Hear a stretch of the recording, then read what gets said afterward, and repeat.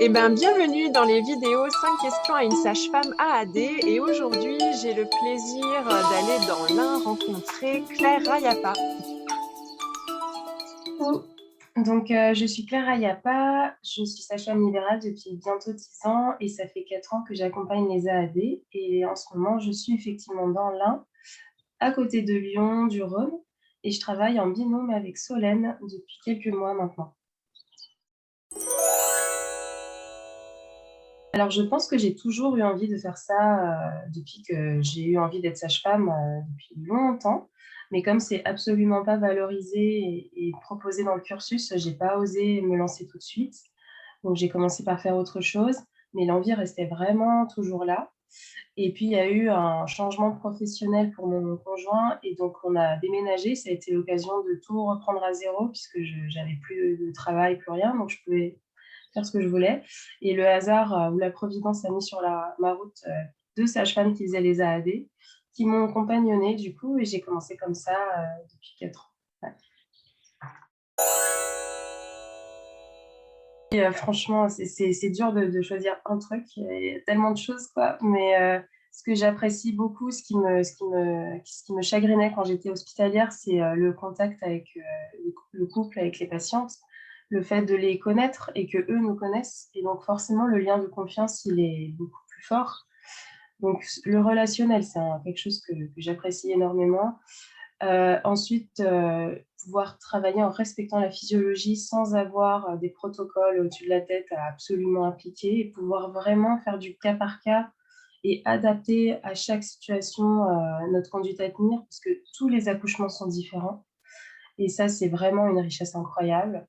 Prendre le temps parce que quand on est hospitalière, on a plein de femmes en même temps, on n'a pas le temps de bien faire son métier, enfin comme on aimerait le faire. Moi, en tout cas, j'étais frustrée par ça. Et là, vraiment, je suis seule avec le couple, je fais ce que je veux, j'ai le temps de faire ce que je veux.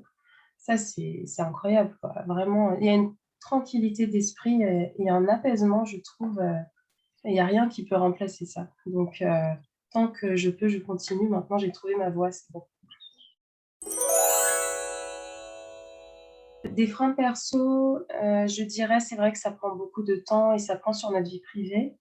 Maintenant, depuis que je suis avec Solène en binôme, franchement, ça va beaucoup mieux. C'est vraiment un grand soulagement, quoi. Parce qu'il y a des moments où je ne suis pas d'astreinte, je peux partir en vacances l'esprit tranquille. Donc, on va dire que c'est en train de revenir un peu plus à la norme et donc voilà, je suis contente. Et plus généraux, oui, bah, vraiment pour moi, le frein le plus gros, c'est le contexte français où on est vu comme des parias un petit peu, on peut le dire. Enfin, on a du mal à faire entendre que notre pratique n'est pas dangereuse, qu'on n'est pas des sorcières, qu'on a fait aussi un bac+5, qu'on lit la littérature scientifique comme tout le monde et même peut-être plus que tout le monde. Et voilà, c'est vrai que cette image-là est compliquée. Quand on fait un transfert, c'est pas facile. On reste encore on est montré du doigt. Ça, c'est lourd. Vraiment, s'il n'y avait pas ce côté-là, ça serait très simple. Très compliqué. Alors, c'est compliqué de choisir parce que vraiment, à chaque fois, il y a un truc de fou, quoi. C'est jamais la même chose. Donc, je pourrais raconter toutes les naissances auxquelles j'ai assisté. Peut-être une des toutes premières, donc je démarrais vraiment le compagnonnage. C'était, je crois, le troisième accouchement que je voyais à la maison. Mais c'était le premier où j'étais vraiment là comme sage-femme. J'étais pas là juste en stagiaire, quoi. Voilà, j'étais là. D'ailleurs, j'ai été rémunérée pour ma présence, donc j'étais sage-femme. Et donc, c'était une primipare. C'était vraiment super. J'ai pu voir tout le déroulé d'une naissance physiologique que je ne connaissais pas bien.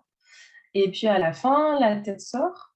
Et moi, en bonne sage-femme hospitalière, j'avance les mains pour attraper le bébé, parce que j'avais toujours appris et fait ça. Et ma collaboratrice me tape sur les mains, mais gentiment, hein, pour me dire, mais qu'est-ce que tu fais? On va pas, non, laisse faire. Et donc j'ai attendu, j'étais bien angoissée, et j'ai vu la tête, le bébé faire sa rotation tout seul et le bébé sortir. Et donc j'ai découvert ce que c'était le hands-off. Et j'ai trouvé ça incroyable, quoi. Je ne savais pas qu'un bébé sortait tout seul comme ça. Moi, je ne savais pas. Et donc, ouais, c'était une très, très belle leçon. C'était une très belle naissance. On a gardé un peu contact avec la maman après, d'ailleurs. Et vraiment, ça m'a beaucoup appris, quoi. Et à chaque naissance, c'est comme ça, on apprend quelque chose, en fait. C'est ça qui est génial. On n'est pas les sachants avec un savoir à dispenser à tout le monde. On est dans une position d'humilité et voilà, on est avec cette maman et on va la suivre pas à pas. Et le positionnement est complètement différent de celui d'une sage-femme à l'hôpital et en fait me correspond beaucoup plus. Donc ça, c'est un souvenir que j'ai en AAD, mais je dis, je pourrais en raconter des dizaines et des dizaines d'autres. J'aurais envie de dire à mes collègues sages-femmes qui hésitent à se lancer de ne pas hésiter, que franchement, elles le regretteront. Après, c'est dommage de laisser passer des années sans oser sauter le pas. En plus, on est, je trouve, de plus en plus nombreuses, de plus en plus organisées. Il y a quand même une très grande solidarité entre les sages-femmes AAD. Moi, je sais que j'ai une dizaine de copines que je peux appeler quand j'ai une situation compliquée que j'ai besoin de partager. On organise des formations régulièrement, donc voilà, on fait la formation, on est capable, on sait le matériel qu'il faut avoir.